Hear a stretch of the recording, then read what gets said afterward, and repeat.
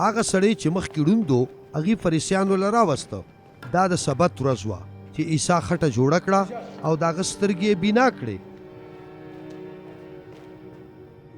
بیا فریسیانو ته هم تپوسونه شروع کړل چې ته څنګه بینا شوې؟ سړي هغې ته وویل هغه زما په سترګو خټه ومږله، بیا هغه ما ووینځلې او اوس زه لیدی شم. ځینو فریسیانو وویل چې دا سړی د خدای پاک د طرفه نه دی، ځکه چې د سبت تر ورځې احترام نه کوي. خو نورو وویل چې یو ګناهګار سړی څنګه داسې معجزه کولی شي، او په هغې کې اختلاف پیدا شو. نو هغې د هغه ړوند سړي نه بیا تپوس وکړو چې ستا د هغه پاک له څه خیال دی، ځکه چې هغه ستا سترګې بینا کړي دي. هغه جواب ورکړ چې هغه یو نبي دی.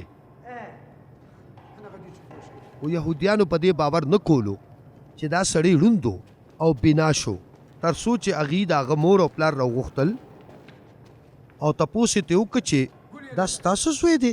څوک چې تاسو وایئ چې ړوند پیدا شوی و، نو اوس دې څنګه لیدلی شي؟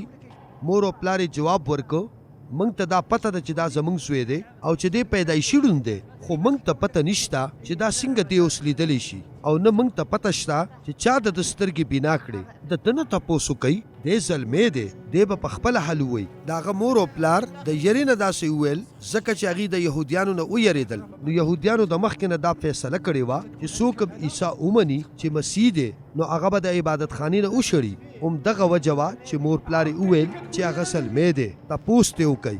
نو بیا په دویم ځل هغې هغه سړی راوغوښتو څوک چې ړوند او ورته یې وویل خدای پاک ته مخ کا او رښتیا ووایه، خو موږ ته دا پته ده چې دا سړی ګناهګار دی. هغه جواب ورکړ ما ته پته نشته چې دی ګناهګار دی او که نه، خو زه د یو څیز نه خبر یم، هغه دا چې زه ړوند وم او اوس بینا شوی یم.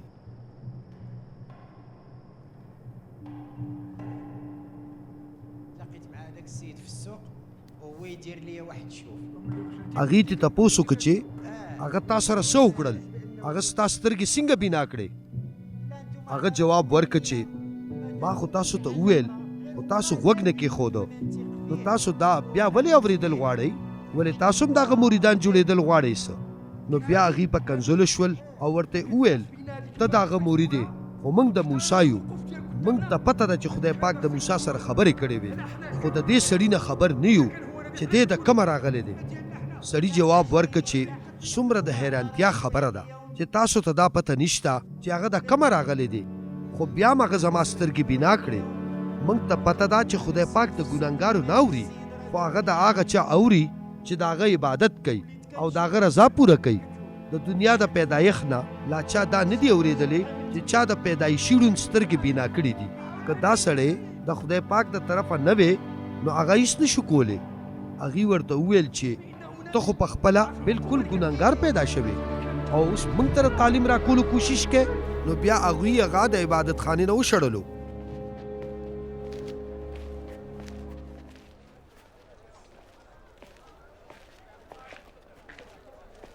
کله چې عیسی په دې خبر شو چې هغې هغه شړلی دی، نو عیسی هغه پیدا که او تپوس یې ترې وکړو ستا په ابن آدم ایمان شته؟ سړي جواب ورکړ مالکه ما ته ووایه هغه څوک دی، نو چې زه په هغه ایمان راوړم. عیسی هغه ته وفرمایل چې تا هغه ولیده، څوک چې تا سره خبرې کوي هم هغه دی. هغه وویل مالکه زما په ایمان دی، او هغه ورته په سجده پرېوته. عیسی وفرمایل چې زه دې دنیا ته د عدالت دپاره راغلی یم چې ړانده بینا شي او څوک چې ځان بینا ګڼي هغه ړانده شي. ځینې فریسیان چې د هغه سره نږدې ولاړو د هغه دا خبرې واورېدلې او تپوس یې ترې وکړو ولې موږ ړانده یو څه؟ عیسی هغې ته وفرمایل که چېرې تاسو ړانده وی نو ستاسو ګناه به نه وه، خو اوس چې تاسو دا وایئ چې موږ بینا یو نو په دې تاسو ګناهګار پاتې شوئ.